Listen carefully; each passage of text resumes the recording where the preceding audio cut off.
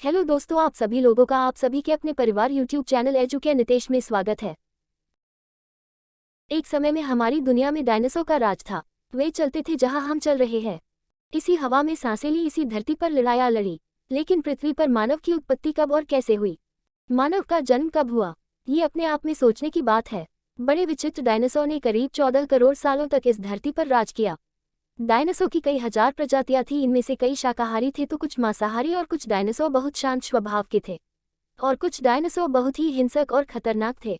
ये उस समय के सबसे सफल जीव थे। लेकिन फिर अचानक ऐसा क्या हुआ? वो कौन सी घटना थी जिसने इनका नामो निशान ही मिटा दिया? आइए जानते हैं पृथ्वी पर मानव का जन्म कब हुआ। इसे जानने के लिए हमें करोड़ों साल पीछे जाना होगा और डायनासोर के उस अंतिम दिन को करीब से देखना होगा। तो आइए चलते हैं आज से 65 मिलियन साल यानी कि 6 करोड़ 50 लाख साल पीछे। आज से लगभग 6.5 करोड़ साल पहले धरती पर मौसम सामान्य था। चारों ओर सूरज की रोशनी बिखरी हुई थी। लंबे लंबे पेड़ों से टकराती समुद्र की ठंडी हवाएं और चारों तरफ डायनासोर के चिल्लाने चिघाने की आवाजें। जब ये सारी डायनासोर प्रजाति जब ये आराम से धरती पर अपना जीवन बिता रहे थे, तब 10 करोड़ साल पहले ही इनकी किस्मत लिखी जा चुकी थी। 10 करोड़ साल पहले एक छोटा एस्ट्रॉयड का टुकड़ा जो दूर अंतरिक्ष से आ रहा था, वो पृथ्वी से लगभग 20 करोड़ मील दूर मंगल और बृहस्पति के बीच शुद्ध बेल्ट में घूम रहे एक बड़े एस्ट्रॉयड से जा टकराता है। इस टकराव से उस बड़े एस्ट्रॉयड की दिशा बदल जाती है और वह क्षुद्र ग्रह बेल्ट से निकलकर सीधे पृथ्वी की ओर 22,000 मील प्रति घंटे की रफ्तार से बढ़ने लगता है।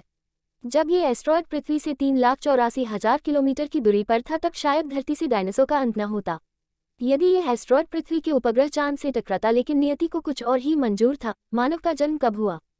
इसलिए यह बड़ा एस्ट्रॉयड चांद के बहुत नजदीक से गुजर गया। 40 किलोमीटर के व्यास वाला ये ट्रिलियन मेट्रिक टन का ये एस्ट्रॉयड प्रत्येक सेकंड के साथ साथ पृथ्वी की तरफ बढ़ता जा रहा था। ये एस्ट्रॉयड जब पृथ्वी के वातावरण के संपर्क में आया तो इसकी रफ्तार एकाएक 70,000 किलोमीटर प्रति घंटा हो गई। पृथ्वी के वायुमंडल में घुसते ही घर्षण की वजह से यह एक भयानक आग के गोले में बदल गया। ये इतनी रफ्तार से धरती की ओर बढ़ रहा था कि सिर्फ 4 मिनट में इसने अटलांटिक ओशियन को पार कर लिया। इसमें चमक इतनी अधिक थी कि पृथ्वी पर टकराने से पहले ही हजारों जीव आग के इस दहकते गोले को देखकर पूरी तरह अंधे हो चुके थे। ये जीव उस उल्का को देख नहीं पा रहे थे, लेकिन वह उसकी भयानक गर्मी को महसूस कर रहे थे। कुछ ही क्षण में ये एस्ट्रॉयड सीखों की खाड़ी के पास जमीन से टकराता है और लगभग ये 35,000 डिग्री सेल्सियस ऊंचा वाला एक भयंकर विस्फोट होता है। इस टकराव का विस्फोट लगभग 10 हाइड्रोजन बम के विस्फोट के बराबर था। ये विस्फोट इतना शक्तिशाली था कि इसके टकराते ही धरती की लाखों टन धातु अंतरिक्ष में चली गई। टकराने वाली जगह पर 180 किलोमीटर चौड़ा 20 किलोमीटर गहरा गड्ढा बन गया। विस्फोट के कारण इस गड्ढे का सारा मेटल और पत्थर आसमान में धूल के बड़े बादल में बदल गए। 16 मिनट 40 सेकंड बाद जमीनी टकराव की वजह से धरती के अंदर चारों ओर 12.1 तीव्रता की भूकंपीय तरंगें उठने लगी। इस वजह से समुद्र में विशालकाय लहरों का निर्माण हुआ और एक के बाद एक सुनामी की लहरें चारों तरफ बढ़ने लगी। भूकंपीय तरंगों ने सभी सक्रिय ज्वालामुखियों को दहक दिया, जिसके कारण जगह जगह डायनासोर का विनाश शुरू हो गया। धरती के महाविनाश की प्रक्रिया आरंभ हो चुकी थी। इस भयानक विस्फोट में रेडिएशन की मात्रा इतनी बढ़ गई कि इसके 800 किलोमीटर की दायरे में आने वाले सभी जीव जंतु जलकर पूरी तरह राख के ढेर में बदल गए थे। इस महाविनाश में उड़ने वाले डायनासोर जमीनी खतरों से तो बच निकले, ये तो महाप्रलय की शुरुआत मात्र थी। विस्फोट की वजह से जो लाखों टन मेटल, धूल और पत्थर अंतरिक्ष में गया था, ठीक 40 मिनट बाद आग के गोले के रूप में वे धरती पर बरसने लगे। साथ ही धूल का एक बहुत बड़ा तूफान 6,000 किलोमीटर प्रति घंटे की रफ्तार से पृथ्वी की दूसरी तरफ मौत लेकर आ रहा था। धूल के बादल कई किलोमीटर मोटे थे, जिसकी वजह से धरती पर सूरज की रोशनी पहुंच पाना असंभव हो गया। गर्म हवाओं का तापमान 100 डिग्री सेल्सियस से ज्यादा हो जाने के कारण धरती पर लगभग सभी पेड़ पौधों की आबादी जलकर खाक हो गई थी। विस्फोट के 90 मिनट बाद धरती का तापमान 200 डिग्री सेल्सियस तक बढ़ गया। इसकी वजह से जो डायनासोर विस्फोट के इलाके से कोसों मील दूर थे, वे इस गर्मी से बच नहीं पाए। इस महाप्रलय से लगभग कुल 90% प्रजाति धरती से खत्म हो गई थी और जो 10% जीव धरती पर बच गए थे, उसमें सिर्फ वही जीव जिंदा रह सके जिसका वजन 30 किलोग्राम से कम था। इसका कारण ये थे कि उस महाप्रलय में लाखों की संख्या में जीव मारे जा चुके थे और पेड़ पौधों की सारी आबादी भी जलकर राख हो गई थी, जिसके चलते यहाँ जो बड़े और विशालकाय जीव बच गए थे, उन्हें भरपूर मात्रा में खाना पीना न मिल सका। ये महाप्रलय किसी अन्य जीव के लिए फायदेमंद साबित होने वाला था।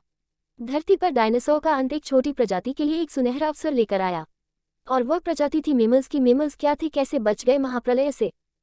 आज से करीब 40 लाख साल पहले अफ्रीका के पूर्वी इलाके में एक नए पर्वत श्रृंखला का निर्माण हुआ, ईस्ट अफ्रीकन रिफ्ट वैली। ये पर्वत यहाँ आने वाले मौसमी हवाओं के लिए एक अवरोध बन गई थी और इस वजह से यहाँ के जंगलों में बारिश आनी बंद हो गई।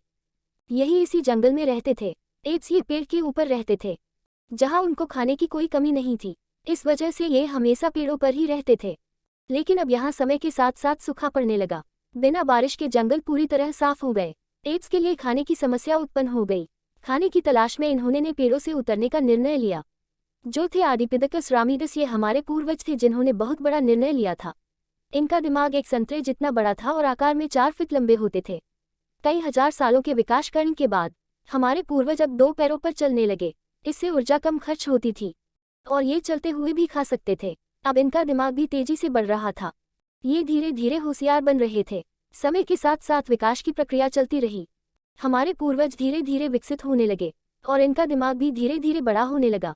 समय के साथ साथ इन्होंने पत्थरों से हथियार बनाना सीख लिया। अब शिकार करना काफी आसान हो गया था। समय के बीतने के साथ साथ हमारे पूर्वजों ने आग को काबू करना सीख लिया। आग की खोज हमारे पूर्वजों के लिए सबसे बड़ी खोज थी। ये उन्हें गर्मी, रोशनी और अंधेरों में सुरक्षा देती थी और उसी वजह से अब परिवार भी बनने लगा। हमारे पूर्वज अब साथ साथ रहने लगे। आग में पका मांस चबाने में कम ऊर्जा खत्म होती थी और इसी वजह से ये ऊर्जा अब उनके दिमाग में खर्च होने लगी। हमारे पूर्वजों का दिमाग अब काफी बड़ा हो चुका था।